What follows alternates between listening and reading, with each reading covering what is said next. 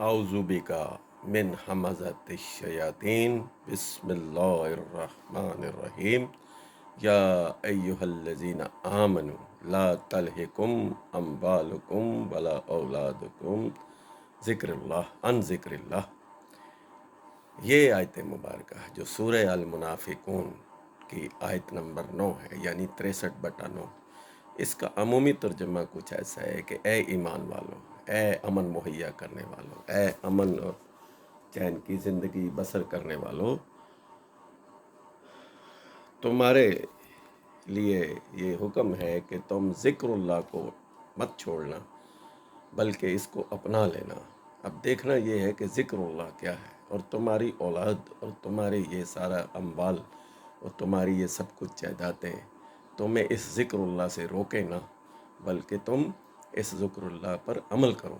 تو اب دیکھنا ہے ذکر اللہ کیا ہے. ذکر اللہ کی اس کتاب کو، قرآن مجید کو کہا گیا ہے، جو الکتاب کی صورت میں نازل کیا گیا ہے، اور یہ 26 انبیاء کا ذکر کر کے سورہ انعام میں بتا دیا یہ ذکر ہم نے نازل کیا، اور اس کی حفاظت بھی ہم کریں گے. الا بذکر اللہ تطمئن القلوب، اللہ کے ذکر سے دلوں کو سکون ہوتا ہے. یعنی اللہ کی اس کتاب ذکر اللہ کے اس قانون، اللہ کے اس فطرت کی کتاب، فطرت کے قوانین پر عمل کرنے کو ذکر اللہ کہتے ہیں.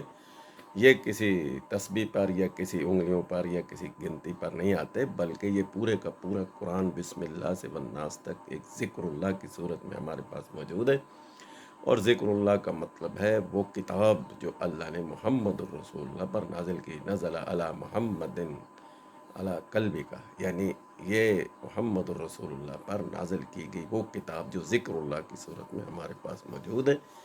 اور تحقیق کے مطابق یہ فطرت کا قانون ہے، اس پر عمل کرنا ہی ضروری ہے، اور ساری کائنات کی کتاب ہے. اور اسی لیے ہم نے یہ ارشد قرآنی کے نام سے یوٹیوب چینل بنایا ہے. اس کو آپ سبسکرائب بھی کریں اور اس کے رکن بن جائیں، اور اس ذکر اللہ کو گھر گھر پہنچا دیں.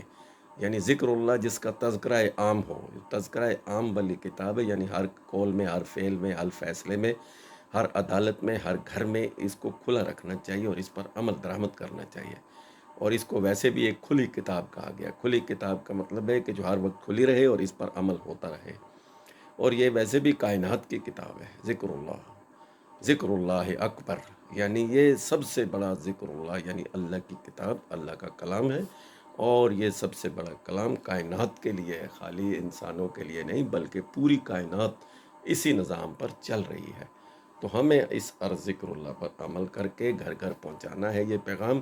اور یہی ہے ہمارا کام کہ قرآن اور صرف قرآن، اور یہی الکتاب کائنات کی کتاب ہے جسے ذکر اللہ کہا گیا ہے. آگے چل کے بہت جگہ پہ قرآن میں ذکر اللہ کا ذکر آیا ہے. جہاں بھی ذکر اللہ کا ذکر آیا، اِنَّا نَزَلَ الذِّکْرَ وَإِنَّهُ لَحَافِظٌ، ہم نے یہ ذکر نازل کیا اور اس کی ہم حفاظت کریں گے. تو اس کی حفاظت کا ذمہ بھی اللہ نے ہی اٹھایا ہوا ہے. تو یہ اللہ کی حفاظت میں یہ قرآن مجید قیامت تک قائم و دائم ہے، اور یہی فطرت کا قانون ہے. اس پر عمل کرنے سے دنیا اور آخرت بنے گی، اور قیامت والے دن بھی یہی کتاب الکتاب کھول کے رکھ دی جائے گی. تو حدثوا اخبارہا بأن ربک اوحیٰ، رب کا حکم یہی ہوگا کہ اس نامہ اعمال کو جو تم نے کر کے لائے ہو یہاں، اس کو اللہ کی اس کتاب کے ساتھ ذکر اللہ سے میچ کرو. اگر تمہارا نامہ اعمال اس کے مطابق ہے تو پھر تمہیں کوئی غم اور پریشانی نہیں، اور اگر اس کے خلاف ہے تو پھر تم اپنی فکر کرو. تو کاش اگر ہم اس ذکر اللہ پر دنیا میں ہی عمل کر لیں اور ہمیں آخرت میں رسوائی نہ ہو، اور ہمیں اس پر عمل کر کے ہی کامیابی ملے گی، ورنہ پھر کامیابی ناممکن ہے.